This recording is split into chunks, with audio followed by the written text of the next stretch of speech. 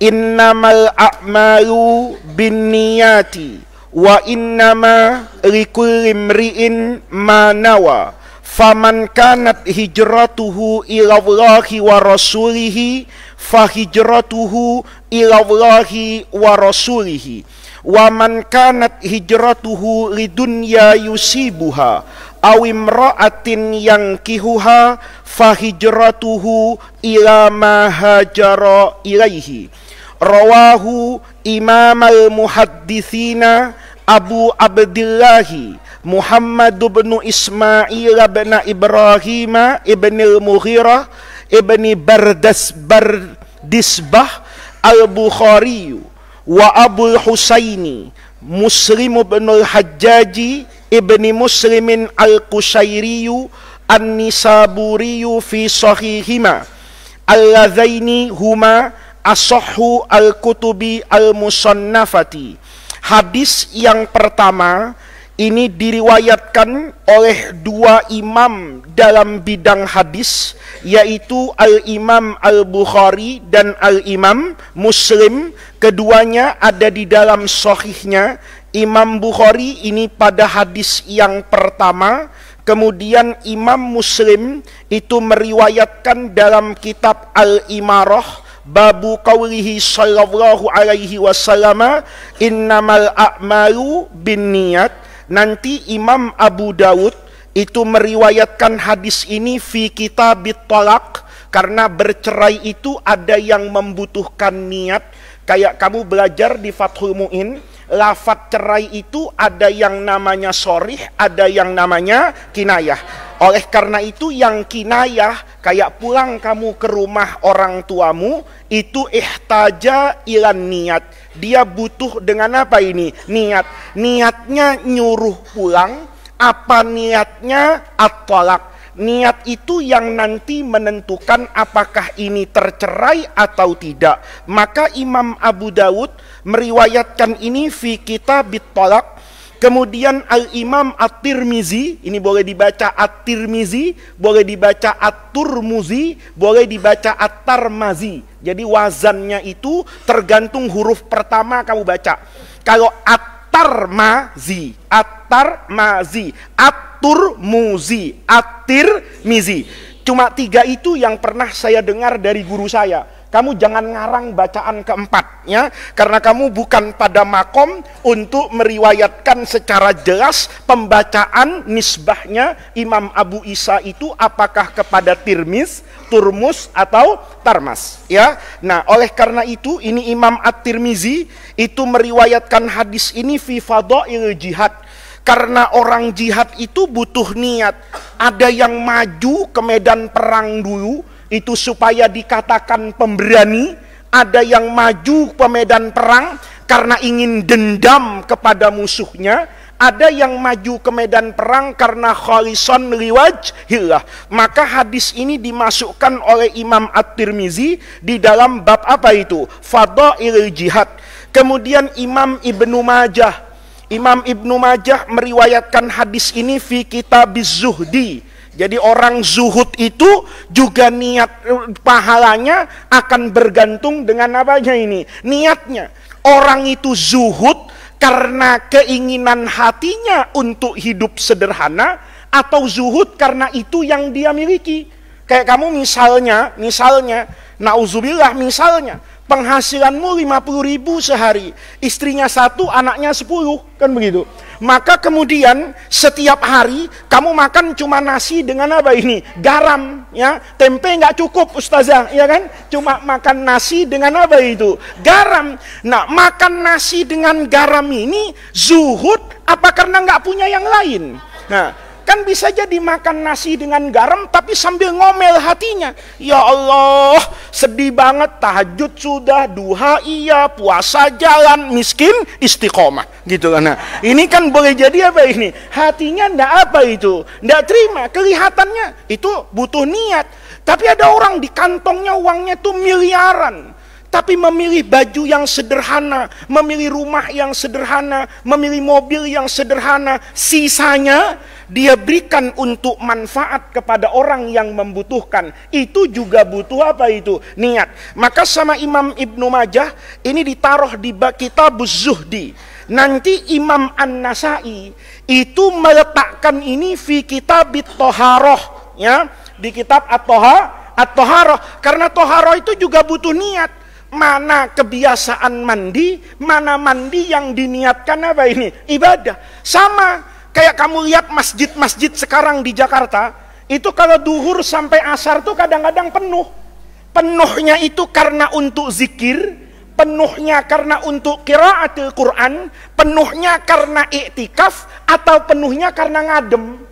Tahu ngadem, ya? Dia mungkin sales, ya, jualan capek kemana-mana, nyari tempat istirahat, nggak ada.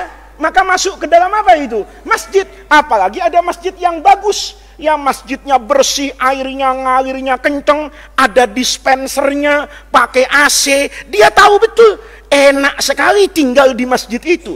Dia kelihatannya kayak orang ya'takifu, tapi sebetulnya dia sedang apa itu? Sedang apa itu? Ngadem. Nah, pekerjaan-pekerjaan ini tentu dibedakan dengan niat. Oleh karena itu para ulama, ya, yang perawi daripada kutub as-sittah ini meletakkan hadis innamal a'malu itu pada bab yang berbeda-beda. Oleh karena itu, anak-anakku sekalian, ulama menyatakan bahwa hadis ini adalah hadis yang azim. Hadis innamal a'malu binniyat itu sama ulama dijadikan hadis alaihi madarul Islam. Madar itu putaran. Kayak kamu muter-muter di pondok ini di dalam pagar, ya kan? Kemana-mana kamu tetap dikatakan di dalam darur rahman. Maka hadis innamal a'malu binniyat ini madarul Islam. Kamu bicara Islam apapun saja, mau bicara sholat, mau bicara puasa, mau bicara zakat, mau bicara haji, nanti sampai ibadah-ibadah yang kecil, sampai muamalah, nanti kita jelaskan satu-satu, itu semuanya butuh dengan yang namanya hadis ini. Hadis ini, kata Imam Nawawi yang kemarin sudah kita jelaskan, itu hadis ini dikatakan sebagai mi'yar. Mi'yar itu ukuran, mi'yar itu timbangan. Orang itu mengerjakan pekerjaan apapun, pekerjaan ini timbangan, ditimbang. Baik apa buruk, mulia apa tidak mulia, surganya tingkat berapa, itu bergantung dengan hadis ini. Hadis innamal a'malu binniyat. Karena nanti orang sholat itu kan pahalanya beda-beda. Kamu semua sholatnya, saya yakin khalisan liwajillah sholatnya, aslus sholatnya kamu mungkin bisa ikhlas, tapi sifatus sholatnya belum tentu ikhlas. Kamu aslus sholatnya ikhlas. Saya rasa kalau udah kelas 6 kan, bukan karena kismul amen, bukan karena kismul taklim, bukan karena nizamul ma'had, tapi sudah muncul kesadaran bahwa sholat itu memang kewajiban. Saya yang butuh sholat, bukan sholat yang butuh saya. Itu sudah diyakinilah oleh kalian. Asal sholatnya mungkin semua orang sama, tapi sifat sholatnya beda-beda. Kamu begitu banget, Allahu Akbar, udah niat nih mau taraweh di Darur Rahman, mau jadi imam misalnya, ya. Siapa tadi jadi imam? Oh, Ustadz, yang jadi ini Ustadz Irfan, ya. Ustadz Irfan jadi imam nih. Sudah nikah ya, cari yang belum nikah misalnya Sarif lah itu ya. Itu Sarif jadi, atau Malik jadi imam. Allahu Akbar. Ini betul-betul khalisan liwajillah. Ya, usolli sholatat tarawih misalnya lillahi ta'ala. Ya, Allahu Akbar. Begitu Allahu Akbar, dia ingat nih. Di belakang ada wali murid cantik anaknya. Ingat nih. Paham? Maka yang asalnya mau baca alhaakumut takatsur, naiklah juz 29 misalnya, ya kan? Saya tanya sama kamu, aslus sholatnya ikhlas enggak? Ikhlas, sholatnya ikhlas, Allahu Akbar, tarawihnya karena Allah. Tapi panjang pendek surah yang dibaca itu menjadi tidak apa ini, tidak ikhlas. Nanti di antara sekian yang sholat di masjid itu tadi, mungkin pahala sholatnya sama. Paham? Pahala sholatnya sama. Tapi darajatnya di surga itu berbeda. Sama nanti orang yang jahat itu masuk ke neraka. Masuk nerakanya sama. Dalam keadaan maksiat. Tapi darokatnya, kalau jannah itu darojat, kalau annar itu darokat. Itu istilah, sama aja maknanya. Darokatnya itu lebih apa ini? Di bawah. Yang membedakan itu apa? Kata Imam Nawawi, ini hadis yang akan menjadi apa ini? Timbangan nanti di akhirat. Mana yang masuk jannatul firdaus, mana yang masuk surganya itu kilat. Kayak mobil balap tuh set langsung ala sirat al-mustaqim. Ya begitu ditimbang sama Allah, selesai pak langsung ada di dalam surga. Ada yang mungkin lari-lari, ada yang jalan, ada yang ngesot, ada yang kayak kakinya itu mau kejepit pintu komuter lain, ya kan? Sudah terakhir banget, plak mau di alhamdulillah kakinya masih apa ini? Masuk ke dalam apa ini? Surga. Yang kayak gitu tuh yang menentukan apa? Hadis innamal a'malu binniyat. Maka kata ulama lagi, ini supaya tahu kenapa hadis ini kok sering dibahas. Karena hadis ini kata ulama, itu hadis nisful Islam. Kalau kamu bisa mengamalkan hadis ini dengan baik dan benar, kamu sudah dapat Islam separuhnya. Separuhnya itu gimana? Islam itu kamu nanti dikasih pahala sama Allah. Itu kan dari perbuatanmu. Perbuatan manusia itu yang qasimu ila qismain, terbagi menjadi dua apa ini? Bagian. Ada pekerjaan yang zahir, ada pekerjaan yang batin. Ya, yang zahir itu apa? Ya kayak sholatmu itu zahir. Ada pekerjaan yang apa ini? Batin. Apa yang batin itu? Zikir, niatan yang baik dalam hati misalnya. Begitu kamu lihat sesuatu yang misalnya luar biasa, tahu-tahu matahari besok misalnya warnanya pink. Ya kan? Warnanya pink rada-rada ungu gitu. Ya, kamu Masya Allah belum pernah saya lihat, hatinya itu zikrullah. Hatinya itu bilang Maha suci Allah. Kalau Allah mau matahari ini mau diwarnain kayak apa saja bisa. Kan gitu, ya. Kamu dengar ayam berkokok pas maghrib. Biasanya ayam berkokok pas subuh. Tahu-tahu ayam berkokok pas maghrib. Kamu subhanallah. Ayam ya kalau Allah. Tapi di dalam apa ini? Hati. Itu namanya amal apa ini? Batinah. Kamu mendoakan kedua orang tuamu dengan tulus. Ya, orang tuamu datang ke Darul Rahman misalnya dengan keringetan, habis kerja, bapaknya naik motor jauh, kehujanan, sampai di depan apa ini? Gerbang. Nggak boleh megang tangan anaknya, harus mengekspor barangnya lewat satpam itu. Kata bapaknya, nak itu pesanan buku, bolpennya sama sepatunya ya, tolong dijaga ya nak, bapak beli itu susahnya luar biasa. Kamu kemudian melihat kerut wajah ayahmu tuh seperti orang yang capek. Kamu tahu orang ini sudah mengorbankan semua yang dia miliki untuk kamu bisa belajar di Darul Rahman. Kemudian kamu doakan di dalam apa ini? Hati. Kamu dapat pahala nggak? Oh, gede banget pahalanya. Kenapa? Ini namanya af'al batinah. Kamu mencintai orang. Cinta itu zahir apa batin? Hah? Batin. Nggak bisa kelihatan kok. Ya, nggak pasti. Apa orang yang ketawa-ketawa itu pasti jatuh cinta? Belum tentu. Siapa tahu stres, kan begitu kan? Ya iya, cengar-cengir, wah happy, belum tentu. Siapa tahu mabok, kan begitu toh? Nggak pasti gitu. Apa orang yang ngeliatin nih, kamu jadi cowok karena duduknya di depan, terus teman-temanmu yang putri nih ngeliatin kamu. Terus kamu, ya Allah, saya diliatin terus, dia jatuh cinta. Belum tentu. Siapa tahu ngelihat kasihan, kan begitu ya? Oh ini, ya kan begitu tuh? Paham maksud saya? Jadi yang namanya af'al batinah itu nggak ada yang tahu. Dia tersimpan di dalam hati. Maka Islam itu dua, ada yang zohir, ada yang batin. Maka kata ulama, hadis ini tuh nisful Islam. Kayak hadis di Sahih Muslim itu, at-tahuru syatrul iman. Kamu mandi, kamu wudhu, itu sudah dapat separuh iman. Kenapa? Karena kamu sudah membersihkan jasmanimu. Tinggal sisanya kamu membersihkan apa ini? Rohanimu. Kalau kamu setiap hari membasuh wajahmu, tanganmu, kepalamu, telingamu, kakimu, kamu tinggal juga membasuh apa itu? Hatimu dari niatan yang kotor, dari hasud, iri, dengki. Tadi sore Pak Kiai ngaji itu kan menjelaskan tentang penyakit batin kan? Nah, penyakit kan gitu. Ada penyakit lahir ya, flu, covid, jantung, kalau di pondok mungkin korengan kan gitu kan ya, itu namanya penyakit apa ini? Zahir. Tapi ada juga penyakit apa ini? Batin, iri hati, pelit, malas, itu sakit itu ya.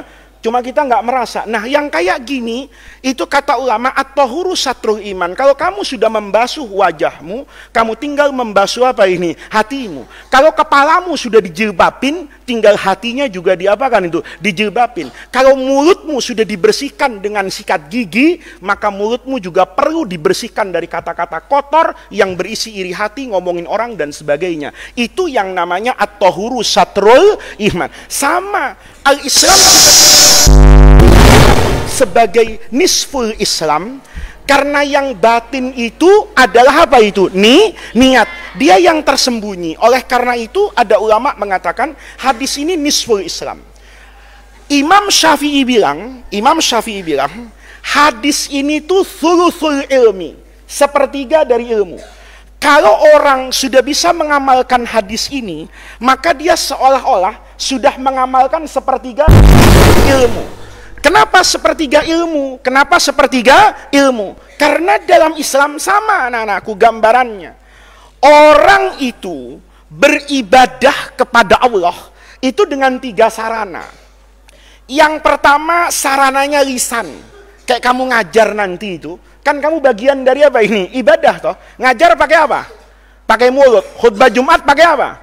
Pakai mulut. Yang pertama ini kan bilisan. Lisan atau al-jawarih. Apa al-jawarih itu? Indra. Kamu melakukan apapun kepada Allah, misalnya sholat, kan butuh mulut untuk ngomong Allahu Akbar. Butuh gerakan enggak? Butuh. Karena Allahu Akbar itu ngangkat apa ini? Tangan. Allahu Akbar. Maka kamu butuh sama apa ini? Tangan. Tapi jangan lupa, kamu juga butuh sama apa itu? Hati. Untuk apa?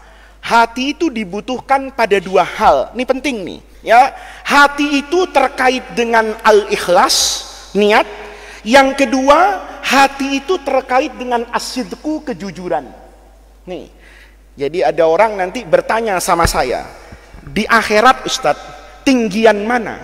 Kedudukannya mukhlis apa shadiq?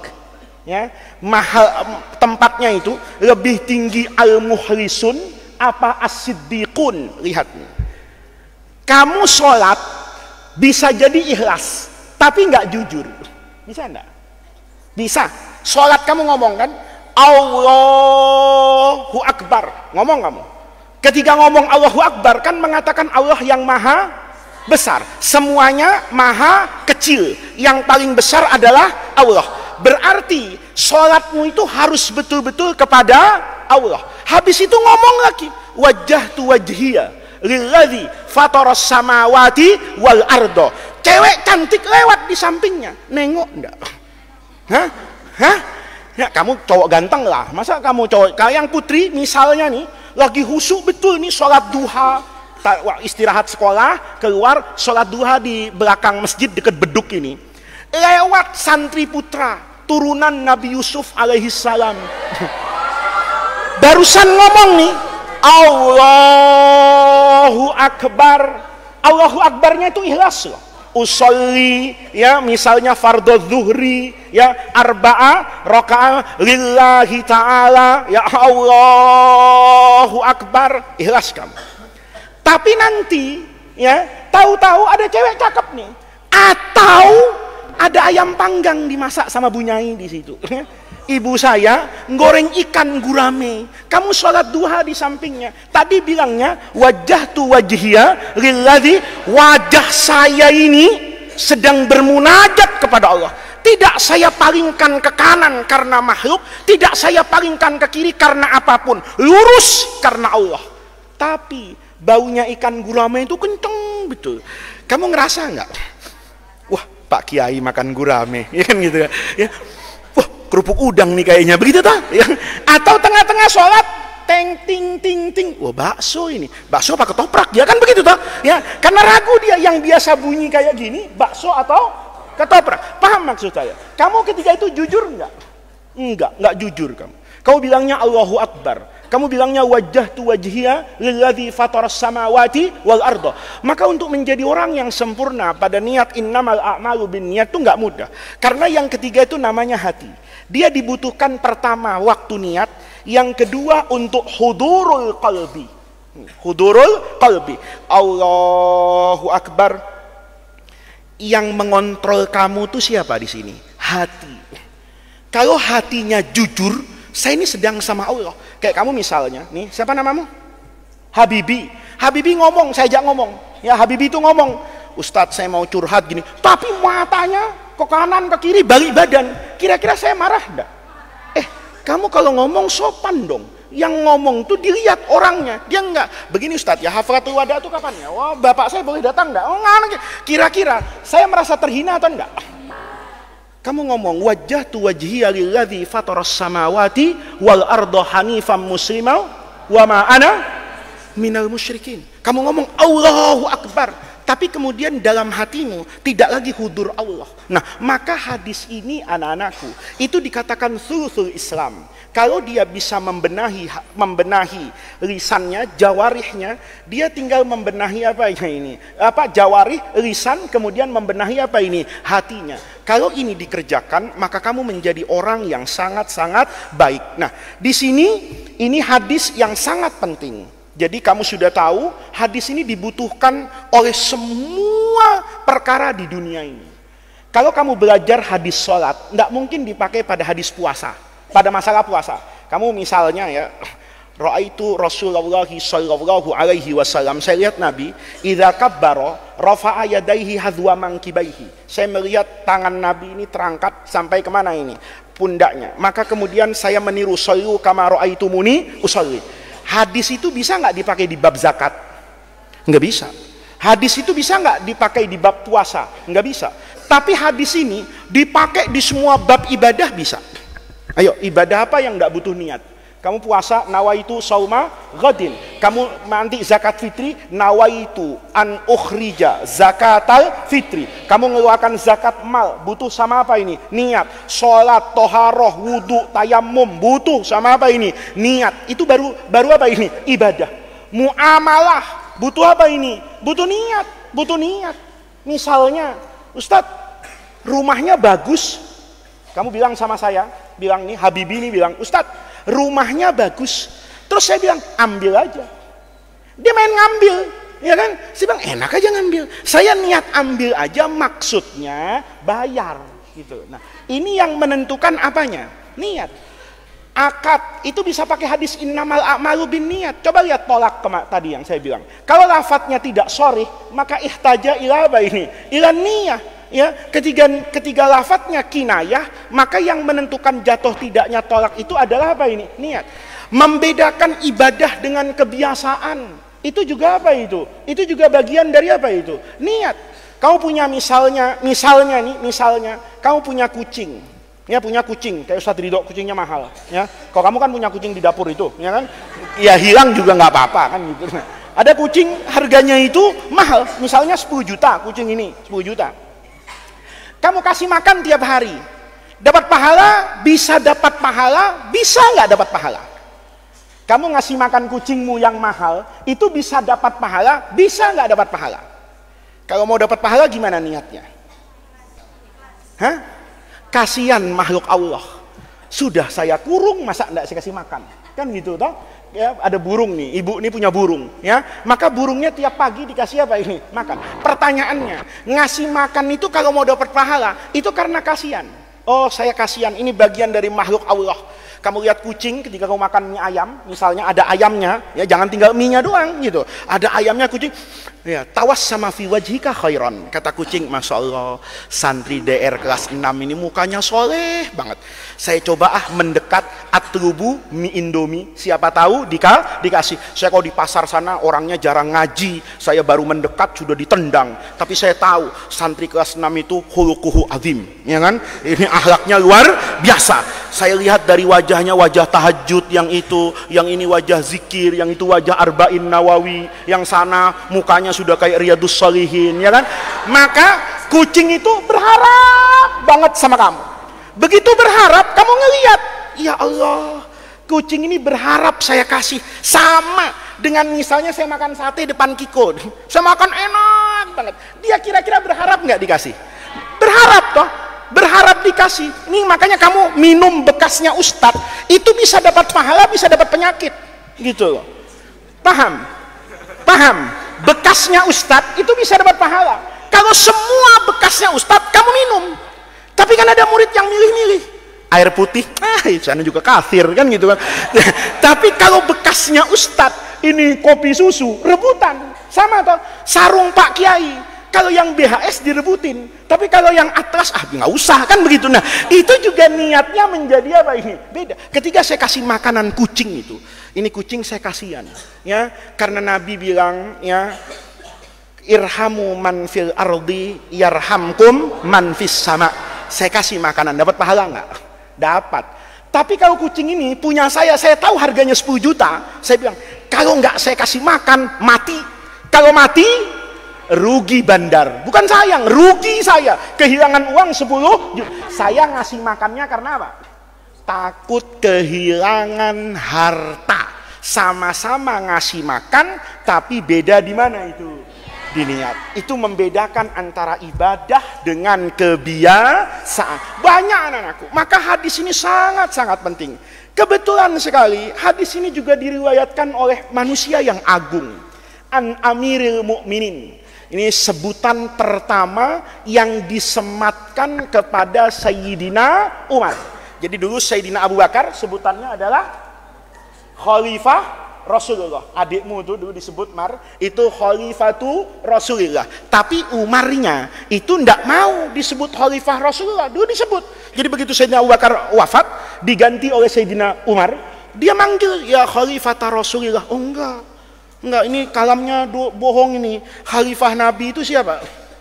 Abu Bakar. Saya tidak pantas lah untuk menjadi khalifahnya Nabi. Saya tidak sehebat dan sesoleh Abu Bakar. Maka kalau gitu saya dipanggil apa? Ya sudahlah, saya Amir. Amir itu hanya pemimpin, bukan menunjukkan keagungan, anak-anak. Pemimpin itu bukan menunjukkan keagungan, tapi sunnahnya Islam. Dalam Islam, semua perkumpulan itu harus ada amirnya. Lihat nih, semua perkumpulan harus ada amirnya. Misalnya nih, kamu naik mobil, naik bis itu harus ada amirnya. Apa amirnya itu? Sopir pemimpinnya. Kalau enggak bisa jalan tuh bisnya. Kata yang satu ke kanan, kata yang satu ke kiri. Kata orang Banten bis ini ke Merak, kata orang Surabaya yang enggak ke Semarang, kan begitu. Lama-lama bisnya dibelah, kan begitu kan. Kalau dibelah enggak bisa jalan. Nah, itu namanya butuh apa ini? Amir. Jadi amir itu dalam Islam sebetulnya tidak menunjukkan kepada nikmat dan fasilitas, tapi itu justru apa itu? Pengabdian. Maka saya kalau ada orang mau jadi pemimpin, itu saya hormat dan sayang. Kenapa? Dia mau direpotin sama orang. Ya, coba kamu sekarang kelas 6, ada kepemimpin hafalatul wada'nya enggak? Ada. Supaya ngapain? Supaya pasti jadi. Kalau enggak ribut dekorasinya. Kata yang satu warnanya hijau, kata yang satu enggak, gue maunya biru.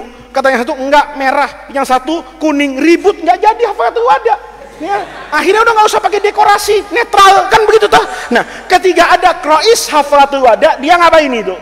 Tanggung jawab. Maka anak-anakku, dalam Islam tuh nggak ada perempuan dengan laki-laki itu dibedakan dari keistimewaannya tuh nggak ada. Tetapi di rumah tangga harus ada pemimpinnya. Bukan berarti laki-laki itu kemudian secara laki-laki lebih mulia dari siapa itu? Perempuan enggak. Pahala saya dengan pahala kamu sama enggak? Sama. Surga saya dengan surgamu sama enggak? Sama. Biar laki perempuan sama itu. Tetapi karena setiap perkumpulan itu harus ada pemimpinnya. Di rumah tangga, saya dengan istri saya, kalau tidak ada yang ditunjuk sebagai pemimpin, demokrasi repot. Setiap mau ngapain, sidang MPR, DPR, ya, panggil anak saya, panggil supir saya, panggil pembantu saya, panggil penghuni rumah, kalian mau apa? Di voting, cuman sekedar makan. Hari ini kita makan apa? Kata saya, sudahlah masak sayur asem. Kata istri saya, enggak bisa. Hari ini harus sayur manis, misalnya, kan begitu kan? Sayur manis, saya maunya sayur asem. Kata anak saya, enggak bisa. Hari ini harus sayur asin, kan begitu toh? Kata saya, hari ini kita makan ikan laut. Kata istri saya, tidak bisa, ikan darat. Ya, kata anak saya, kalau bisa ikan darat dan laut, kan begitu. Apa? Bandeng bisa di darat, bisa di laut misalnya. Kalau kayak gitu, terus ribut kayak gini, nggak ada yang mutusin. Lama nggak kira-kira? Lama. Maka untuk itu ada pemimpinnya. Dilihat yang paling siap dari segala hal. Siapa? Laki-laki. Kamu naik atas genteng, pantas nggak? Pantas. Dibangunin malam-malam, pantas nggak? Pantas. Kenapa? Oh, pantas. Mimpin sholat di keluarganya tiap hari bisa nggak? Bisa, nggak haid, kan gitu. Kok perempuan ya jangan jadi khotbah Jumat, kan nanti gimana? Khotibnya kok jadwal Ustaz, jadwal apa? Jadwal bulanan, kan begitu ya. Loh, ini kok ustazanya nggak datang-datang, nggak mimpin apa Jumatan, cuti hamil 3 bulan, kan begitu. Misalnya, loh, ini jadi sebetulnya Islam itu kenapa harus ada amir? Itu yang namanya tauzi'ul mas'uliyah, membagi tupoksi, tugas, fungsi masing-masing. Perempuan, ada tugas yang pantas dikerjakan perempuan, tidak pantas dikerjakan saya. Ada yang bisa dikerjakan perempuan, nggak bisa dikerjakan saya. Banyak. Kamu yang gagah hebat gini, suruh nyuapin anaknya, nggak sukses nanti. Iya loh, saya pernah nyuapin anak saya bilang sama istri saya, udah deh tuker aja deh, ya, udah mendingan saya balik ke asal. Kata saya, enak banget ya perempuan di rumah nggak tanggung jawab macem-macem. Kata istri, coba apa itu ngasih makan anak, masya Allah, anak kalau masih bayi atau baru bisa makan tuh umur setahun, itu makan bisa 2 jam, padahal lembut betul yang dimakan. Ya, istri saya itu saking cintanya sama anaknya, kalau nyuapin tuh rela loh. Nina, ayo bunda juga ikut makan. Dimakan sama istri saya makanan bayi. Kalau saya jangankan untuk makan, ngelihatnya udah mau muntah, kan gitu. Jangankan untuk masuk, ngelihatnya sudah. Nggak pernah lihat makan bayi nggak? Diaduk-aduk, nggak jelas kan begitu. Tapi ya kadang-kadang ada jagungnya, ada apa, macam-macam. Tapi istri saya bisa nggak ngerawat anak saya? Bisa. Buktinya anak saya bersih-bersih. Ya, pakai baju tuh dikasih minyak wangi, kalau nggak pantas dipantes-pantesin. Kalau saya, ayo nak makan, 10 menit saya udah mangkoknya sekali aja begitu. Itu tandanya yang jadi pemimpin anak-anakku, yang jadi amir, itu memang orang yang memiliki apa ini? Kemampuannya di rumah tangga itu. Yang sempurna, tidak sempurna benar. Yang lebih sempurna itu laki. Perempuan itu ya sama toh. Ya, kamu kepengen punya suami yang lemah lembut? Enggak kan? Sebagaimana kamu enggak pernah punya keinginan istri yang gagah perkasa kan? Ya iya. Ya. Gak betul. Ya. Memang ada yang mau punya istri gagah perkasa. Kamu coba bayangin, itu namanya keindahan hidup. Kalau kamu sebagai istri nanti ini yang kelas 6 minta duit sama suaminya, merasa indah nggak? Ada istri ini, abang, uang dong bang, untuk apa? Ini untuk bajunya anak-anak, ini untuk beli daging misalnya ini. Kelihatannya indah nggak? Indah. Tapi kalau dibalik, suaminya bilang sama bininya, mulut gua sepet nih, belum minum apaan bang? Ya kepengen lah minum Sprite, Fanta, kayak minta duit dong. Kelihatan sama istri, kelihatan sama tetangganya. Suaminya yang diapakan ini? Dikasih. Hidup jadi indah enggak? Enggak. Suami mendidik istri itu kelihatannya indah.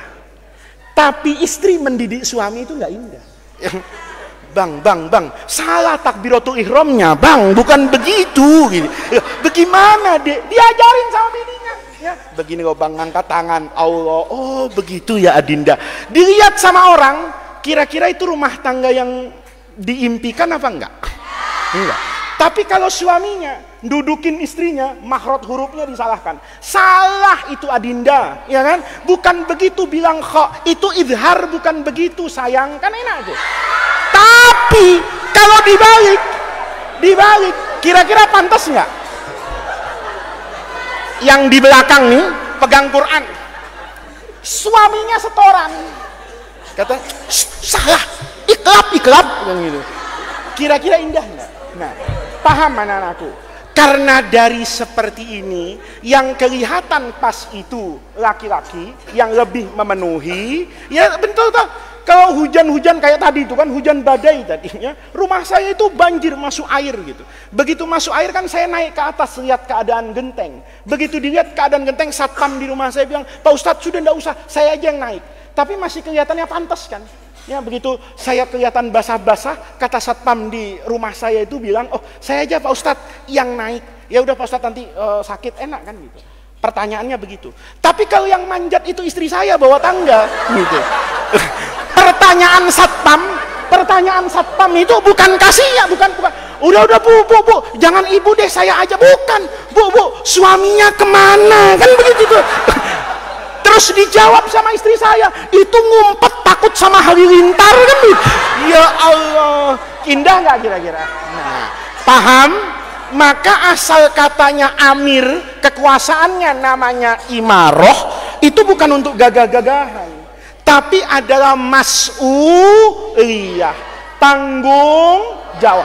Jadi ketua IP3DR itu bukan gagah-gagahan, tapi di situ ada mas'uliyah yang tidak bisa dilakukan oleh orang lain. Kamu nanti jadi imam, ada mas'ulnya, itu seperti itu. Makanya Sayyidina Umar tuh minta untuk diangkat jadi Amirul Mukminin. Sebagai apa ini? Khadimul ummah, sebagai pelayan umat. Ya, ini Amirul Mukminin. Abi Hafsin, ini dalam bahasa Arab namanya kunyah. Secara umum kunyah itu harus sesuai dengan realitanya.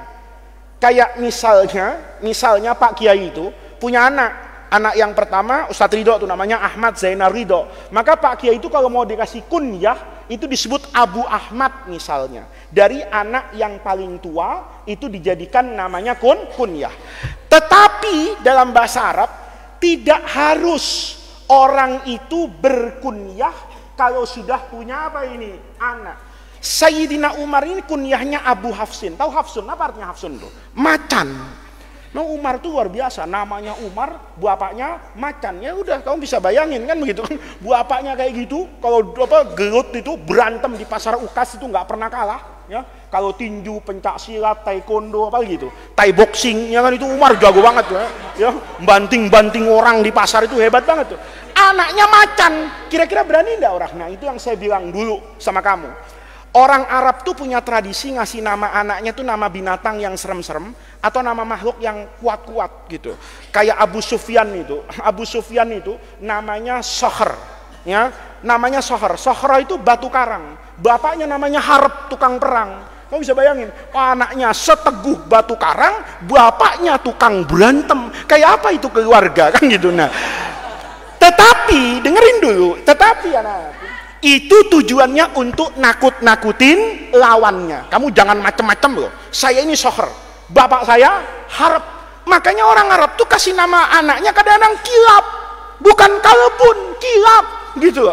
Lo lawan gua hati-hati, anak gua tuh anjing helder semua kan begitu. Untuk nakut-nakutin, namanya Fahad, namanya Asad. Kamu enggak pernah kan? Siapa namanya dia? Singa Udin, nggak ada. Yang ada orang Arab Asaduddin kan gitu ya. Ada orang ya betul kan? Ada orang namanya Asadul Islam misalnya ya, Asaduddin. Nggak mungkin kan dirubah Singa Udin, nggak mungkin. Karena orang Indonesia tidak biasa meletakkan nama-nama binatang buat nama-nama orang. Jadi kamu itu budaya, itu bukan agama, itu budaya. Boleh ditiru, boleh tidak ditiru, karena budayanya berbeda. Orang Arab begitu ngasih nama. Nah, Umar ini dikasih nama Abu Hafsin. Padahal Umar tidak punya anak yang namanya Hafsun. Lihat nih, yang macan. Sama dengan Ummul Mukminin Aisyah radhiyallahu anha. Bahkan beliau tidak punya apa itu? Anak. Tapi kunyahnya Ummul Mukminin Aisyah itu Ummu Abdillah, kepada ponakannya yang bernama Abdullah. Paham ya? Nah, anak-anakku, maka di sini Amir Umar bin Khattab. Umar ini orang hebat ya. Saya tidak perlu menggarami laut. Kamu kayaknya sudah sering kedengeran ceritanya Sayyidina Umar. Ini sahabat Nabi yang istimewa. Kamu kalau mau baca keistimewaan jiwa seorang Umar, baca di Sahih Bukhari kisah bagaimana Umar itu dibaiat dan bagaimana Umar itu berpisah dengan kehidupan duniawi. Kamu akan lihat manusia agung seperti Umar. Umar itu luar biasa. Begitu ditusuk sama Ibnu Muljim itu, dia langsung pingsan sholat subuh itu, ya. Begitu tersadar lukanya luar biasa itu menganga di perutnya. Itu Umar pertanyaan ketika sadar, hal sholan nas. Orang-orang udah sholat nggak? Yang dipikirin tuh sholat. Kata Ibnu Mas'ud, ma'adallah, sudah nggak usah mikirin jamaah, ya, banyak imam yang nerusin, lu kamu inilah. Kata Umar, enggak, saya tanya dulu sholat, karena al-ahdul ladzi bainana wa bainal kufri itu as-sholat. Sholat itu tiang agama, man aqamaha faqa aqamaddin wa man hadamaha. Itu Umar, itu jiwanya agung. Digotong ke rumah itu, digotong ke rumah, dipanggilin dokter. Ya, dokter itu ahli fisiologi, ya, mau memeriksa fungsi organ manusia. Kalau sekarang pakai alat macam-macam. Kalau dulu tradisional, suruh minum susu. Ternyata susu itu keluar dari lukanya Umar, kama syaribahu. Seperti waktu Umar minum, bersih, nggak ada darahnya. Itu menunjukkan fungsi tubuhnya Umar sudah apa ini, nggak berfungsi. Kamu kalau minum apa-apa, biar yang diminum cakep, keluarnya jelek. Ya, betul. Kau minum apa aja, ya, biar cakep minumannya, keluarnya jelek. Minum teh botol, bagus kan, dibungkus buah vita, bagus banget, mahal lagi, keluar jadi kencing, ya kan? Pernah kamu lihat, buah vitanya masih utuh? Nggak ada. Kalau orang kencingnya masih utuh, nggak pernah kayak gitu, nggak ada. Ya, biar minumannya cakep, orangnya cakep, ya kan? Kalau sudah keluar mesti apa itu? Jelek, nggak ada itu udah sunnatullah itu, ya. Tapi Umar itu begitu dipanggil dokter dari Bani Umayyah itu, dipanggil Umar itu, manggilin dokter, kita periksa Umar ini, dia minum susu, keluar dari apa ini, lukanya itu kama syaribahu. Maka dokternya bilang, wasiat deh Umar, mau mati. Kata Sayyidina Umar, sodakta, ini dokter yang jujur. Lau qulta ghaira dzalika lakadzabtuka. Kan kadang-kadang ada orang mengkasih hiburan, gimana sakit saya? Aman, insya Allah, sehat, nggak apa-apa, penyakit ringan, padahal itu 5 menit mati, kan gitu. Ini dokternya apa ini? Jujur. Begitu dengar kayak gitu, kamu tahu apa yang terjadi? Apa yang terjadi buat Amirul Mukminin Umar ibnu Khattab? Begitu dia bi'ihad ya Amirul Mukminin, mau mati nih Umar sudah nggak akan ada harapan hidup, kata Umar, sodakta. Maka Umar itu minta turun dari ranjangnya, ditaruh di atas apa ini, lantai itu, sama anaknya, anzilni, anziluni, turunkan saya dari sarir ini. Mau ngapain bapak? Saya mau menangis kepada Allah. Mudah-mudahan Allah ngelihat Umar guling-guling di atas pasir, di atas tanah, itu merasa kasihan, fayarhamuni, nanti akan membawa saya ke surga. Kata Abdullah bin Mas'ud, ya Amirul Mukminin, kata bapak, saya bersaksi Islamnya kamu itu menjadi nasrun buat Rasulullah. Islamnya kamu itu menjadi izzah buat Islam. Mendengar itu disebutkan sama kamu jadi khalifah itu jujur, bahkan kamu ketika jadi presiden menjadi lebih miskin sebelum daripada jadi presiden. Mendengar kayak gitu Umar tuh senyum. Atashhadu bidzalika amamullah. Ibnu Mas'ud nggak usah diomongin sekarang, omongan tuh simpen aja. Tapi saya mau tanya, nanti kalau sudah berhadapan dengan Allah di padang mahsyar, kamu ngomongnya begitu nggak? Jangan sampai nanti ngomongnya di sini bagus-bagus, di akhirat ini pemimpin zalim ngambil tanah saya, nggak bagi BPJS misalnya, kan, corona dibiarin mati misalnya. Loh, saya takut kayak gitu. Kata Ibnu Mas'ud, asyhadu bidzalika amamullah. Umar tuh menjadi apa ini? Senang. Itu luar biasa Umar. Kemudian dia panggil anaknya, Ibnu Umar, ta'al, hitung uang di kamar. Kata siapa ini? Umar. Kata anaknya, untuk apa? Saya punya hutang. Ibnu Abbas bilang, maaf tadi bukan Ibnu Mas'ud tuh, Ibnu Abbas semuanya. Ibnu Abbas bilang, ya Amirul Mukminin punya hutang. Amirul Mukminin punya hutang. Iya, kata Ibnu Abbas, gampang, Menteri Keuangan suruh lunasin min baiti malil muslimin. Kata Umar, tidak. Itu hutang-hutang saya, itu uang negara, tidak boleh saya sentuh sedikit pun. Umar ini. Begitu Umar ngasih pernyataan begitu, terguman dari mulutnya Ibnu Mas'ud, at'abtal khulafa amin ba'dika. Umar, kamu hanya ingin membuat pemimpin setelahmu itu menjadi repot. Paham? Kata Umar, ya, karena saya tidak mau punggung saya itu dijadikan jisran ila jahannam. Kata Umar, kalau saya ngambil duit itu, nanti pengganti saya tinggal bilang niru Umar. Paham? Ya, kalau saya hari ini kencing berdiri, kamu kencing berdiri kan enak. Kenapa? Kamu bilang niru Faiz, kan gitu toh? Paham? Kata Umar, enggak, saya enggak mau jadi jisron ila jahannam. Dosa saya udah banyak apa gitu. Itu nangis semua orang. Dipanggil lagi anaknya. Sekarang pergi ke rumah Aisyah. Ya. Qullaha inna Umar yasta'dzinuki wala taqul inna amiral mu'minina yasta'dzinuki fa innil yawma lastu lil mu'minina amiran. Saya hari ini bukan presiden lagi. Saya udah luka geletak gini, nggak bisa mengerjakan pekerjaan saya. Nggak perlu diberhentikan. Saya sudah berhenti sendiri. Bilang sama Aisyah, Aisyah, Umar minta izin, bukan presiden. Karena beda toh. Orang kalau jadi presiden masih dihormati toh. Kalau sudah nggak jadi presiden, ya nggak dapat penghormatan seperti ketika presiden. Dulu Presiden Soekarno kalau lewat semua orang berdiri hormat. Presiden Soeharto begitu, Presiden Habibie begitu, Presiden Abdurrahman Wahid begitu, Presiden Megawati begitu, Presiden SBY begitu, Presiden Jokowi sekarang begitu. Begitu mantan macet kan? Ya kan? Begitu mantan, saya kadang ngelihat Pak SBY itu jalan ke Senayan mungkin mau olahraga atau mau mobilnya ya biasa, tidak lagi seperti dulu. Orang tidak lagi menghormat seperti ketika menjabat. Maka kata Umar, begitu saya takut Aisyah nanti ada perasaan nggak enak kalau saya masih mengaku Amirul Mukminin. Minta izin Abdullah bin Umar. Minta izin apa Bapak? Minta izin saya dikuburkan di sisi dua sahabat yang paling saya cintai, Nabi Muhammad dan Abu Bakar. Kalau Aisyah mengizinkan anti binafsin, ridho banget, kuburkan saya di sana. Kalau Aisyah bilang tidak, kamu nggak boleh memaksa, kuburkan saya di Baqi bersama kaum muslimin. Pesan sama anaknya, nanti nak, kalau Umar sudah mati, apakah dikubur di samping Nabi, apa dikubur di Baqi? Cepet-cepet ya bawa jenazahnya itu. Kenapa? Kalau saya ini orang jahat, ngapain sih bangkai manusia busuk itu dibawa oleh panggung kalian?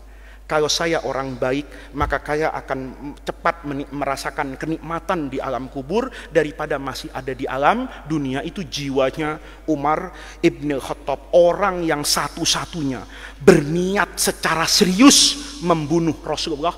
Hari ini dikubur di samping Rasulullah Shallallahu Alaihi Wasallam. Itu pesan yang luar biasa anak-anakku. Jangan suka menghakimi orang. Jangan suka menilai orang, jangan suka membaca orang. Jangan-jangan apa yang kita lihat itu tidak sesuai dengan kenyataan yang sesungguhnya. Jangan-jangan kita merasa orang lain salah, sebenarnya bukan orang lain yang salah. Mungkin ilmu kita yang kurang, wawasan kita yang kurang sehingga kita mudah menghakimi orang lain. Dulu guru saya itu pesan, kalau kamu melihat ada orang soleh dengan ibadahnya, kamu jangan terlalu mengagung-agungkan orang itu. Jangan-jangan itu adalah ibadah terakhir yang dilakukan. Sebagaimana kalau ada penjahat sejahat-jahatnya, kamu jangan pernah benci orangnya. Siapa tahu kejahatan yang kamu lihat itu adalah kejahatan terakhir yang dia kerjakan untuk Allah kasih husnul khotimah. Sebagaimana orang yang kamu sucikan bisa saja dia mati dalam keadaan su'ul khotimah. Itu Umar. Ya. Pernah niat bunuh Rasulullah, luar biasa. Tahu kan ceritanya? Kalau Abu Jahal, Abu Lahab itu kan ngomong atau nyuruh orang. Abu Jahal itu kan nyuruh orang beraninya. Kepung Nabi waktu mau hijrah nanti. Ini orang disuruh. Tapi kalau Umar itu kharaja min baitihi mutawahisan saifahu. Pedangnya itu sudah tidak ada di dalam sarungnya. Kerisnya itu udah keluar dari warangkanya. Jalan mau bunuh Nabi. Serius hari itu. Ini kacau Mekah nih gara-gara Muhammad sama Quraisy. Saya tidak tahu yang benar itu agama Quraisy apa agama Muhammad. Tapi dulu kita hidup dengan damai. Bapak, ibu, anak, kakek, cucu itu tidak ada yang ribut soal akidah. Begitu Muhammad datang, kita jadi ribut soal itu. Maka saya harus bunuh Muhammad supaya keadaan ini kembali normal lagi seperti dulu. Kharaja min baiti mutawahisan saifahu. Tapi itu hidayah itu nggak ada matematikanya, anak-anakku. Ada orang yang tidak pernah minta hidayah. Hidayah datang ke dia. Ada banyak orang kalau subuh itu Allahumma hdina fiman hadait, keluar masjid nyolong sendal. Ada yang kayak gitu. Padahal baru minta hidayah. Kamu tiap sholat minta hidayah enggak? Ihdinas siratal mustaqim, keluar godain cewek, ya kan? Ihdinas siratal mustaqim, habis sholat makan bakwan 5 bayar 2, kan begitu tuh, ya kan? Nanti lempar-lemparan sama tuh, bukan dia yang ngambil banyakan, saya enggak. Wah, tukang dagang sampai pusing stres udah lah, kan gitu. Ya, itu anak-anakku menunjukkan hidayah itu luar biasa. Umar itu kan gitu. Begitu dia ketemu di tengah jalan riwayat perempuan itu, ila aina anta dzahibun ya Umar. Saya mau ke rumah Muhammad, saya mau selesaikan hari ini yang terjadi antara Quraisy dengan Muhammad. Apa yang terjadi? Kata perempuan tadi, ya, namanya darul mafasid muqaddam ala jalbil masal. Idza ta'arada mafsadatani, maka harus dilihat yang paling kecil. Kata ini, kalau gini nih, mendingan saya kacaukan Umar. Ini benar mau bunuh Muhammad. Perempuan tadi kan tidak tahu bahwa Nabi itu dijaga sama Allah. Ini masih fi awalil Islam. Maka dia belokkan Umar. Umar, ngapain kamu marahin Muhammad? Lalu saya harus marah sama siapa? Sama rumahmu sendiri. Rumah siapa? Rumah Bani Adi. Bani Adi yang mana? Adikmu Fatimah. Kenapa? Loh, Fatimah itu sudah jadi pengikut Muhammad sama suaminya. Kaget Umar. Kata Umar, saya jaga orang lain supaya tidak ikut Muhammad, maka saya kecolongan. Ya, ini kan kayak Real Madrid sama Barcelona, nyerang habis-habisan, kena serangan balik, gitu kan? Dijaga semua orang, tiba-tiba orang yang paling dia cintai ternyata menjadi pengikut apa ini? Muhammad. Kamu tahu ceritanya, balik Umar itu, gedor-gedor pintunya Fatimah. Fatimah lagi ngaji sama sahabat Nabi namanya Khabbab ibn al-Arati itu. Lagi ngaji dia, lagi dengerin Quran Toha ma anzalna alaikal Qur'ana litashqa itu. Dibaca sayup-sayup. Umar gedor-gedor. Kata Khabbab, siapa itu gedor-gedor rumah kamu Fatimah? Ya begini sih nggak ada yang berani rumah gua digedor. Kalau yang berani ya pasti abang gua. Kata Khabbab, bener juga ya. Siapa yang berani gedor-gedor rumah Bani Adi? Mau ditekuk sama Umar kan begitu toh? Ya jangan-jangan abang lu diintip. Oh, Umar kabur, Khabbab masuk lemari, ya kan? Kenapa? Ini amplop nggak seberapa, mati lagi dia ngaji subuh. Karena Umar masih. Begitu masuk kan, Umar marah-marah kan? Kata Umar, suara apa yang saya dengar tadi itu? Kata Fatimah, ya nggak ada suara, kuping lu aja nggak bersih. Nggak bisa, kata Umar. Saya dengar kok suara. Dan kamu sudah lakot sobakti, itu celaan orang Mekah. Kalau sudah ngikut Nabi Muhammad itu dikatakan as-sobiun itu dalam Quran. Lakot sobakti, kamu udah sesat ikut Muhammad. Kata Fatimah, dipanggil suaminya. Ini pasti gara-gara kamu. Dulu adik saya belum nikah taat sama saya. Ini pasti pengaruh suaminya. Mau ditampar tuh kan? Begitu mau ditampar, Fatimah maju kan, nggak rela tangan Umar itu kena suaminya, maka kena dirinya terluka, keluar darah. Begitu keluar darah, rokok Umar. Kita ini sering, kam min saati ghadabin auratha asafan wa nadaman. Berapa banyak orang sering meluapkan emosinya, tapi emosi itu hanya akan mendatangkan penyesalan dalam hidupnya. Kamu kalau marah gitu sama anggota, kadang-kadang kan, kenapa kabur? Dipukul, nanti begitu anggotanya nangis, baru nyesel. Segitunya saya ya, kan begitu. Segitunya, Umar tuh begitu. Segitunya ya saya, sampai darah harus keluar dari siapa ini? Adik saya yang namanya Fatimah. Raqqa qalbuhu. Kata Umar, sudahlah Fatimah, tadi baca apa? Terang-terangan, karena sudah kebuka kedoknya. Kata Fatimah, baca Quran. Mau apa kamu? Saya mau tahu Quran tuh kayak apa. Keluarin dong yang ada tulisannya. Nggak bisa. Innaka najisun, karena kamu najis. Umar dibilang najis. Ya, habis ngamuk dibilang najis. Kalau saya tendang kan begitu kan. Lo kurang kan begitu kan. Udah habis ditabok gitu. Masih bilang innaka. Tapi hari itu Umar tuh aneh betul. Itu namanya hidayah. Hidayah kalau mau datang Allah, kalau sudah Rahman Rahim, Al-Hadi ila siratim mustaqim, itu nggak pakai nanti besok begini dan begitu, nggak pakai. Umar tuh najis. Iya kamu najis. Kata Umar, perasaan wangi kan gitu. Bukan badanmu, hatimu tuh kotor, menyamakan Tuhan dengan patung-patung yang kamu sembah di Mekah itu. Kata Umar, lalu kalau saya mau pegang Quran gimana? Mandi. Aneh Umar itu, ya. Nurut. Mana toiletnya? Hunaka. Kalau bahasa DR-nya hunaka, min safanya dong nih kan gitu. Mandi sebersih-bersihnya Umar itu. Ya, sebersih-bersihnya itu, mandi kayak orang mandi junub, bersih ya, pakai hair dryer dikeringin ya, wangi ya, udah andukan, pakai baju, keluar Umar. Begitu keluar, Khabbab tuh ada di situ. Karena Khabbab tuh dengerin kejadian ini. Kata Khabbab, tumben macan baik banget habis nabok kan gitu, habis marah-marah santun banget, sopan, habis nonjok orang sopannya luar biasa. Keluar Khabbab. Kata Umar, ada ente tadi? Ada. Kemana? Ya lemari. mau nyerahin nyawa gua. Kata siapa ini? Kata siapa ini? Kata Khabbab. Oh, kata, kenapa kamu keluar? Cepat Umar, dengar Quran dan masuk Islam. Fa inni sami'tu Rasulullah sallallahu alaihi wasallam. Karena saya itu mendengar Rasulullah sallallahu alaihi wasallam bersabda, Allahumma a'izzal islama bi ahadil umaraini. Ya Allah, tolong muliakanlah Islam dengan salah satu di antara dua Umar. Paham? Ya, di Mekah itu dulu ada Umar yang sangat terkenal dua. Satu Umar bin Khattab, Sayyidina Umar ini, yang satunya Amr bin Hisam. Ya, siapa itu? Abu Jahal. Abu Jahal itu panggilan kita. Di Mekah nggak ada orang berani manggil Abu Jahal, ditabuk kamu. Bapaknya bego. Oh, idiot, tabuk. Beliau itu kunyahnya di Mekah dipanggil Abul Hakam. Orang yang paling bijaksana, pinter, hakim. Namanya Amr bin Hisham. Nabi doa, ya Allah, kalau salah satu dari dua orang ini masuk Islam, ini mesti Islam akan jaya. Itu namanya Islam itu butuh apa itu? Sarana dan prasarana pendukung ikhtiar. Coba kalau santri saya semuanya Abu Bakar As-Siddiq, Utsman bin Affan, DR nggak ada jelek-jeleknya, ya kan? Tiap hari santrinya sedekah, ya. Tiap Pak Kiai keluar, Pak Kiai ini uang 10 juta. Kena dari siapa? Abu Bakar, kan gitu. Sore Pak Kiai pulang ngaji, Pak Kiai tolong dong Pak Kiai, ini ruangan kasih AC masjid juga, ini uangnya 1 miliar. Loh, kamu siapa? Utsman bin Affan. Kan enak itu.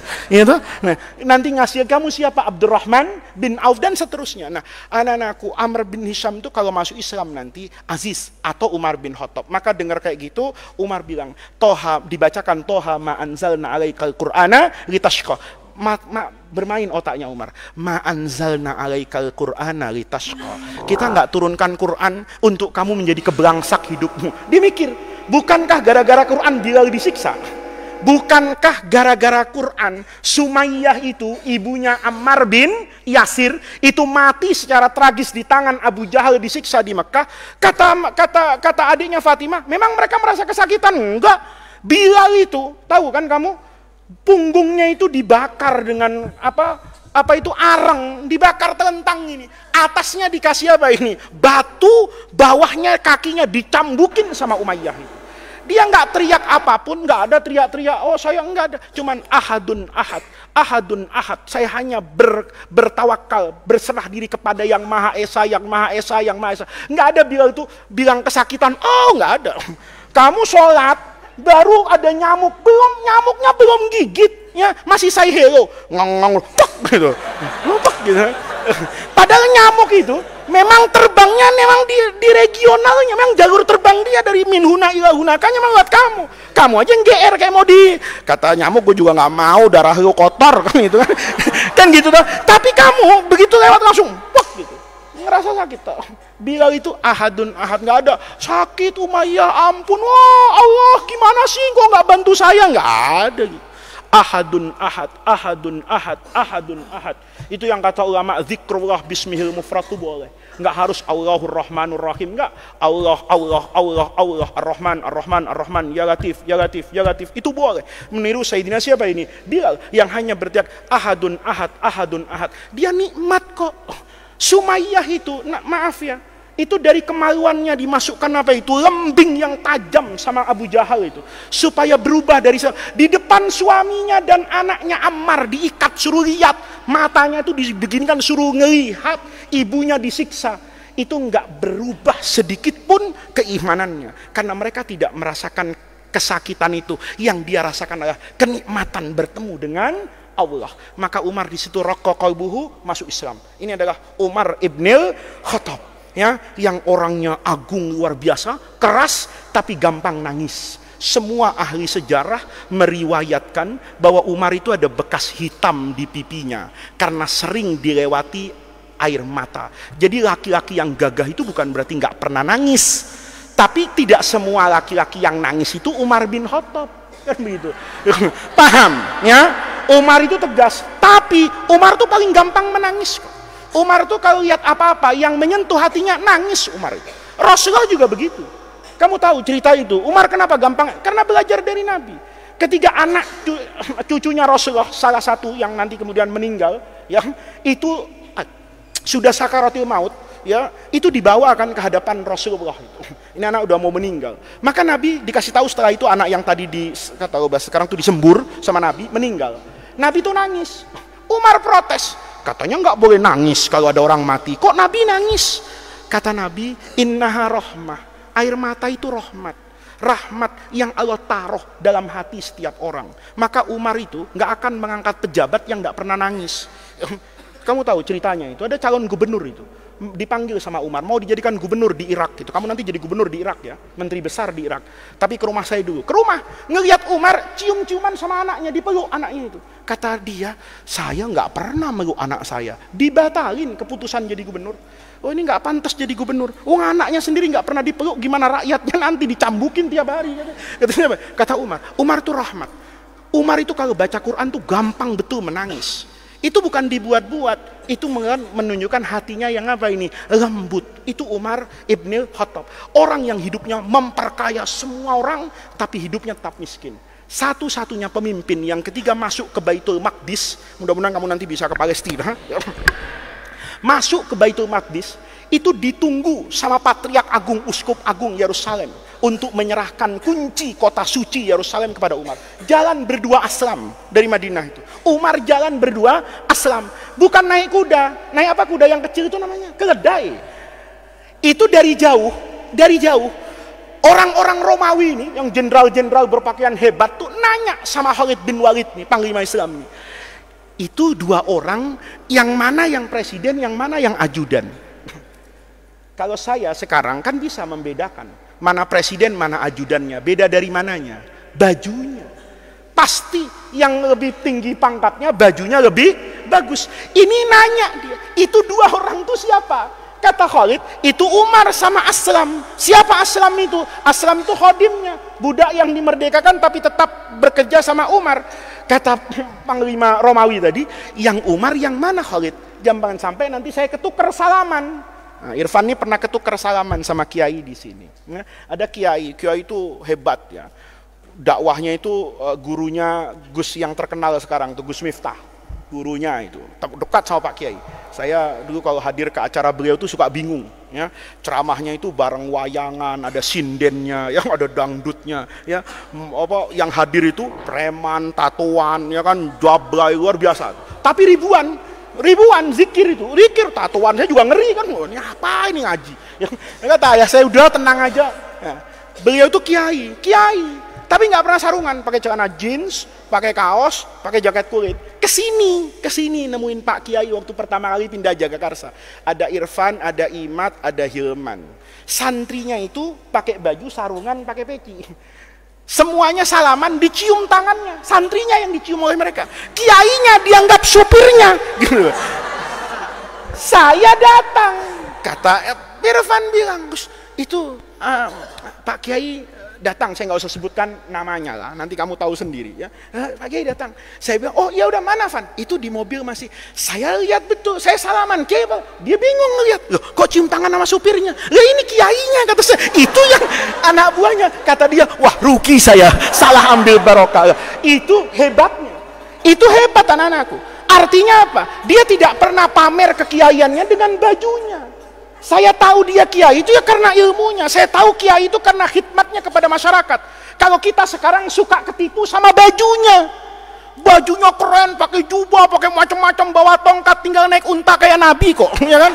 Ya. Tapi ilmunya kadang-kadang berantakan dong. Ya kayak kamu kalau muhadharah itu loh. Saya kan lihat fotonya di Fadil tuh, Masya Allah. Kalau muhadharah santri Darrahman tuh di atas podium, wah ada yang diikut-ikut, Masya Allah. Saya bilang, ini masih kelas itu, terutama anak kelas 1, kelas 2, kelas 3. Dandanannya itu ngeri banget saya.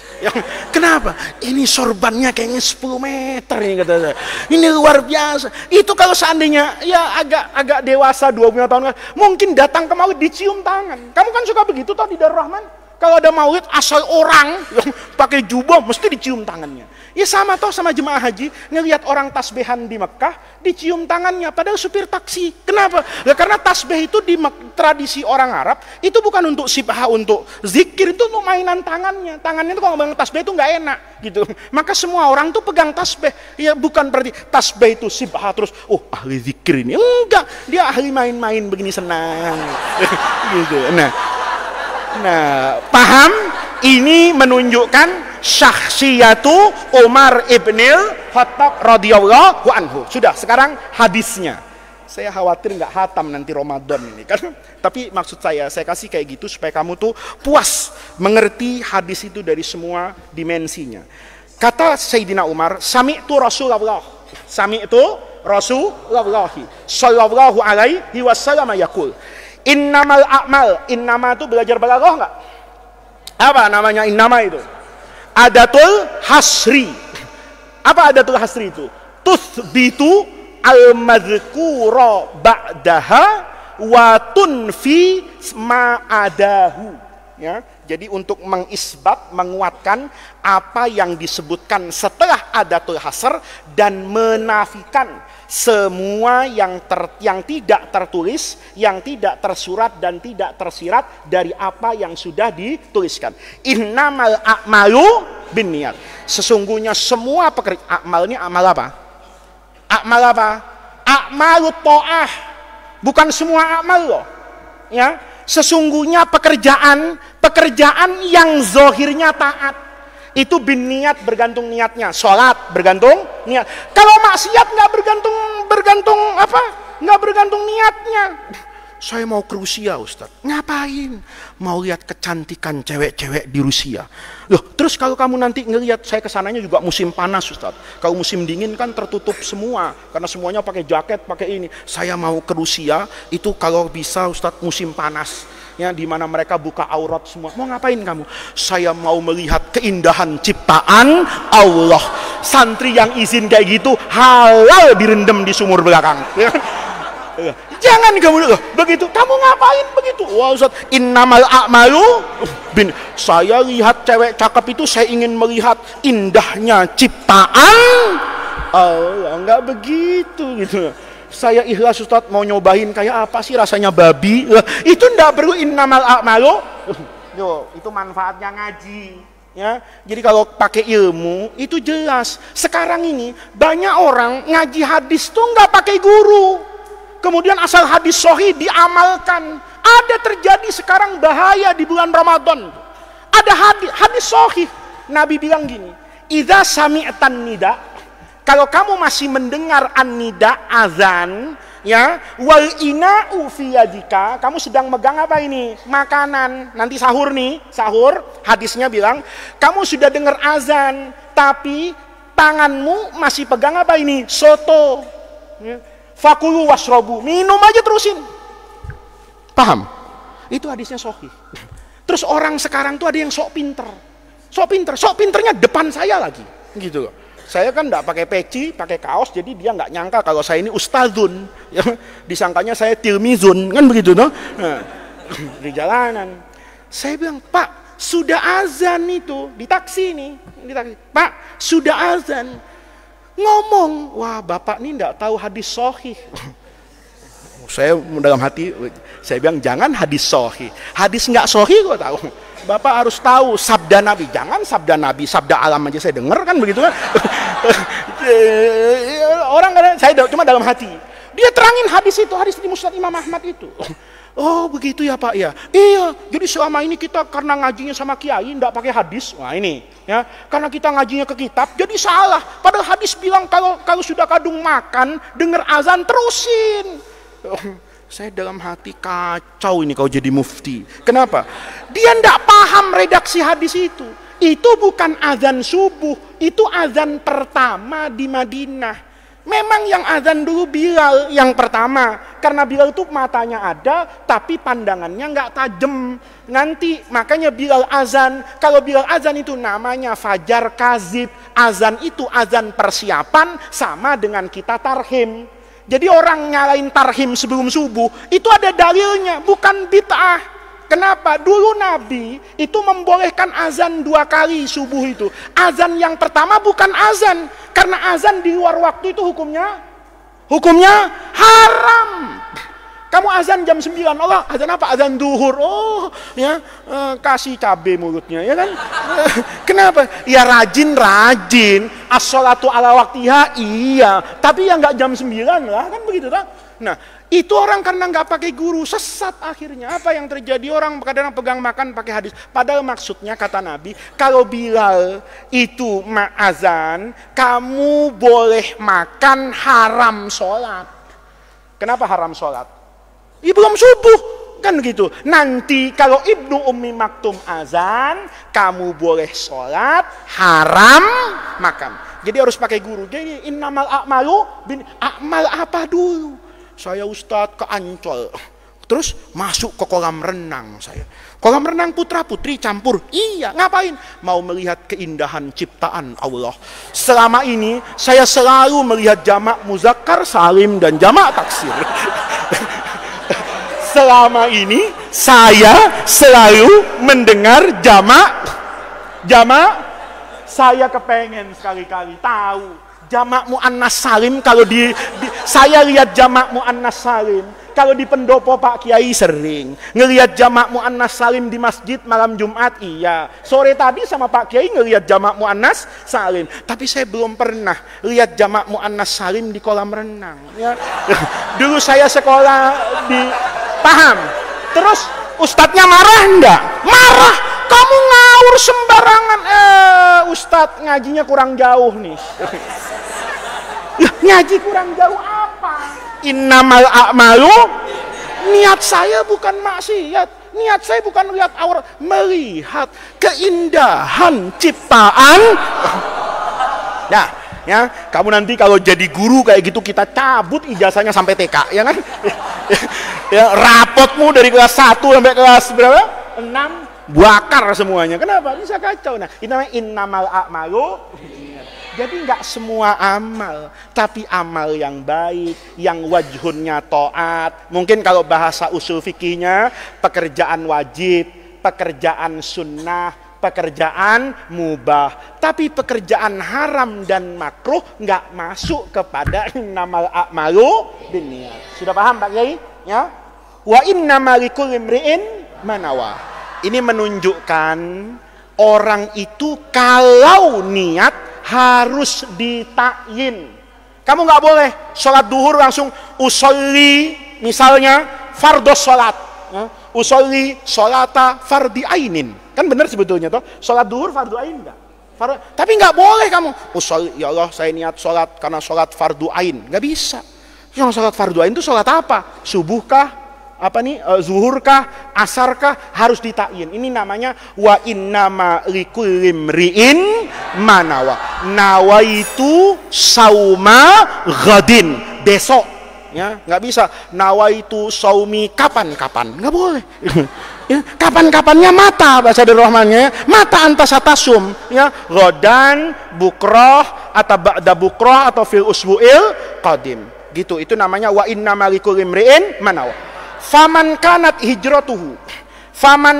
hijratuhu ilallahi wa rasulihi. Ini ada barang siapa yang hijrahnya ilallah, mencari ridhonya Allah, wa rasulihi dan ridhonya Rasulullah, maka takdirnya bahasa Arab faman kanat hijratuhu ilallahi wa rasulihi niyatan wa qasdan. Kasih gitu bahasa Arabnya tuh. Niyatan wa qasdan. Niatnya, qasdunnya itu ilallah, maka fahijratuhu ilallahi wa rasul. Yang kedua hukman wa sawaban. Nih, paham ya? Jadi kalau mengartikan hadis tuh gitu. Jadi redaksi ini nggak kelihatan berulang-ulang. Kamu kan ngeliat diulangi ini kan. Yang pertama, faman kanat, barang siapa orang hijratuhu yang hijrahnya berpindah, hijrah itu berpindah dari satu keadaan yang tidak baik menjadi keadaan yang baik. Dari Mekah ke Madinah, dari Mekah ikut Rasulullah, itu namanya hijrah. Hijrah itu meninggalkan. Kayak kamu juga suka kan meninggalkan teman ya, la yahillu lil mu'minin ayah juro akhahu fauqa salasin. Itu hijrah, ditinggalin temennya ya. Istri boleh nggak dihujron? Boleh. Kalau ngapain? Kalau ngapain? Apa? Kalau istrinya? Kalau selingkuh, selingkuh didiemin aja ya. Masya Allah, suami yang sabar. Kalau istrinya nggak taat, paham? Nggak taat, disuruh nutup aurat, kamu pakai jilbab, istrinya nggak mau pakai jilbab, itu didiemin dulu. Caranya itu namanya cara untuk menasehati, dinasehati dengan lisan, nggak mempan, didiamkan dulu, paham ya? Itu namanya hijrah ya. Jadi faman kanat, barang siapa hijrahnya orang tersebut ilallahi wa rasuli niyatan wa qasdan. Yang pertama, niatnya kepada Allah dan kepada Rasulullah ya. Maka fahijratuhu yang kedua ini, maka fahijratu hijrahnya orang tadi itu ilallah. Dianggap hijrahnya memang betul-betul mencari ridha Allah wa rasuli, hukman dihukumi mencari ridha Allah dan ridha Rasul, wa thawaban dan mendapatkan pahala. Gitu ya. Ya, Pak Kiai dan Bu Nyai ini kalau ngajar nanti gitu. Jadi muridnya itu jelas, titik sampai situ. Ya, oleh karena itu waman kanat ini sebaliknya. Waman kanat hijratuhu lidunya, tujuannya cari dunia. Yusibuha, untuk dia dapatkan, awimra'atin, atau perempuan yang kihuha, dia nikahi, fahijratuhu, maka hukum hijrahnya, pahala hijrahnya itu ila mahajara ilaihi, tergantung niat dan motivasinya. Ini dulu Imam Sa'id bin Mansur dalam musnad Sa'id bin Mansur itu meriwayatkan ada orang laki hijrah ke Madinah itu gara-gara jatuh cinta. Ya kalau sekarang mungkin kenalan di medsos. Ya, cuman medsos dulu mungkin apa ketemu di satu daerah, kemudian kamu dari mana? Dari Madinah. Kamu dari mana? Dari Mekah. Oh yaudah, nanti pakai burung merpati, nggak ada WhatsApp gitu ya. Nah, jatuh cinta ini. Kata si perempuan kirim surat pakai merpati itu. Ya, merpati apa namanya itu? Merpati pos. Tahu merpati pos tuh? Burung merpati ya yang sudah dilatih, tahu dia mana Mekah, mana-mana itu di buntutnya diisi surat, diterbangin mesti sampai nanti. Ya, nah itu teknologi paling canggih zaman itu. Dia bilang, saya tidak akan menerima cintamu kecuali kamu datang ke kota Madinah. Paham? Pas banget Ummu Qais itu orang Madinah, cantik ini. Nah, pas banget ketentuan turunnya perintah apa ini? Hijrah. Maka orang tadi, ini bahaya nih. Ini orang bahaya nih. Bahayanya apa? Zohirnya hijrah karena Allah, tapi punya niatan yang tidak baik. Nih sama. Kamu ceramah kayak saya ngaji malam ini, apa pasti dapat pahala? Belum tentu.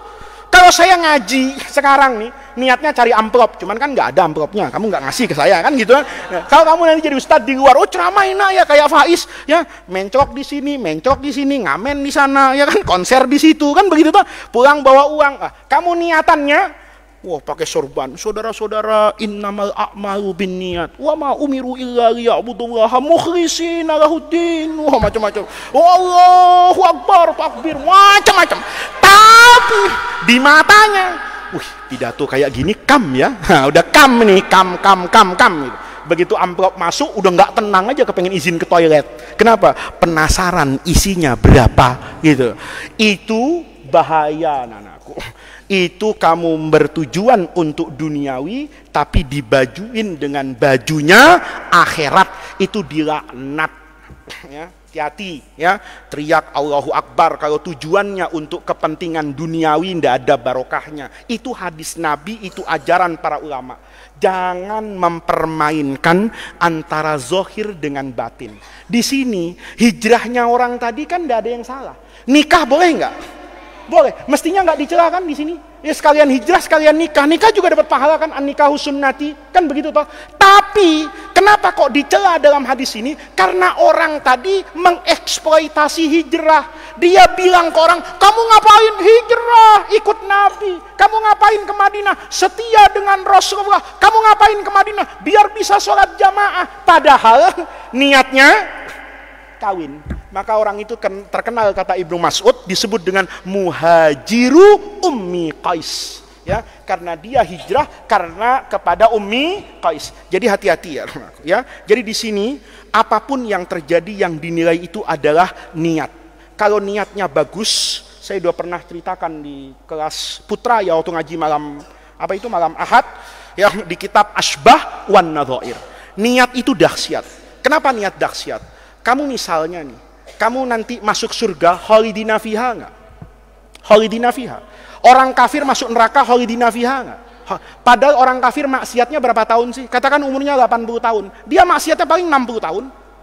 Kamu umurnya 80 tahun, paling sholatnya 60 tahun. Tapi sholat yang 60 tahun itu membuat khalidina fiha. Apa kata Imam Suyuti di Asbah an-Nadhair itu? Itu karena bagusnya niat. Begitu Allah cabut nyawanya, dia dikasih surga yang kekal. Kenapa? Li'annahu nawa. Karena dia berniat. Lau baqiya hayyan abadal abadi. Kalau dia tetap dikasih kesempatan oleh Allah untuk hidup, maka dia akan sholat. Sama dengan kamu. Kamu gitu sekarang niat ngaji arba'in. Niat, pokoknya saya mau ikut Faiz. Faiz ke kanan, saya ke kanan, Faiz ke kiri, saya ke kiri. Kecuali Faiz pulang ke rumahnya, saya tidak ikut, kan gitu kan. Tapi selama Faiz ada di Darul Rahman, dia ngajar di masjid anak Asma. Ya, Asma gitu. Nanti tanggal 28 kan libur Darul Rahman. 28 April, Darul Rahman libur. Kamu pulang toh? Kalau kamu sekarang ngaji sama saya kholisan liwajillah, pulangmu tuh dicatat sama malaikat tetap ngaji. Tetap ngaji, padahal Habibie ini udah di rumahnya makan sate gini-gini sambil lihat YouTube saya. Tapi pahalanya seperti di sini. Kenapa kata mereka? Habibie itu kepengen di sini, tapi pondoknya diliburin. Kan gitu toh. Habibie itu kepengen ngaji di kakinya Faiz, tapi apa boleh buat? Nggak ada yang masak di dapur sana. Kan begitu. Makanya Habibinya diliburkan, suruh pulang. Kan begitu toh. Maka Habibie tetap dapat apa ini? Pahala. Kenapa dapat pahala? Karena apanya ini? Niatnya. Niat itu dahsyat anak-anakku. Jadi kamu itu setiap hari itu ibadah paling tidak niat saja. Dan niat itu bisa jadi lebih bagus dari amal. Niatmu pasti diterima sama Allah. Amalmu belum tentu. Amal kalau ada riaknya diterima enggak? Enggak. Kalau niat ketika baik nih, kayak kamu sekarang nih, dengar kayak gini cerita Umar, kan ada kepikiran mau sholat tahajud nanti malam. Oh iya ya, Umar itu hebat kepengen niru Umar. Kepengennya pasti kholisan liwajillah. Nanti sholatnya boleh jadi li ajli mertua. Li ajli pantas-pantasan, li ajli ini, li ajli. Nah, itu semuanya aku, itu menunjukkan dahsyatnya niat. Besok malam kita lanjutkan sedikit lagi dari hadis ini. Jadi ingatkan saya, besok malam saya ingin menerangkan tentang contoh-contoh dari sejarah di masa lalu yang membuktikan bagusnya niat itu bisa mendapatkan sesuatu yang tidak pernah dibayangkan sebelumnya. Orang yang merasa sederhana, biasa-biasa saja, begitu niatnya bagus, maka niat yang bagus itu akan menjadikan pekerjaan yang kecil dan sederhana itu menjadi pekerjaan yang sangat azim. Mudah-mudahan Allah jadikan jam'ana jam'an marhuma wa tafarruqana min ba'dihi tafarruqan ma'suma. Kepada para jamaah yang melihat di channel YouTube Darul Rahman Media, kita umumkan mulai malam hari ini pengajiannya setelah taraweh. Jadi saya niatnya itu jam 9, kau bisa minum dulu, bisa santai dulu, tapi ternyata hausmu akan ilmu, ya kan? Keinginanmu untuk cepat-cepat mendengarkan hadis Rasulullah, sehingga pengajian kita mulai setiap jam 8:30, ya. Mudah-mudahan itu pun dicatat oleh Allah sebagai tawassul dan wasilah kita untuk mendapatkan khairat dunya wal akhirah. Rabbana atina min ladunka rahmah wa hayyi lana min amrina rasyada. Allahumma la tahrimna khaira ma indaka li syarri ma indana. Kurang lebihnya saya mohon maaf. Assalamualaikum warahmatullahi wabarakatuh.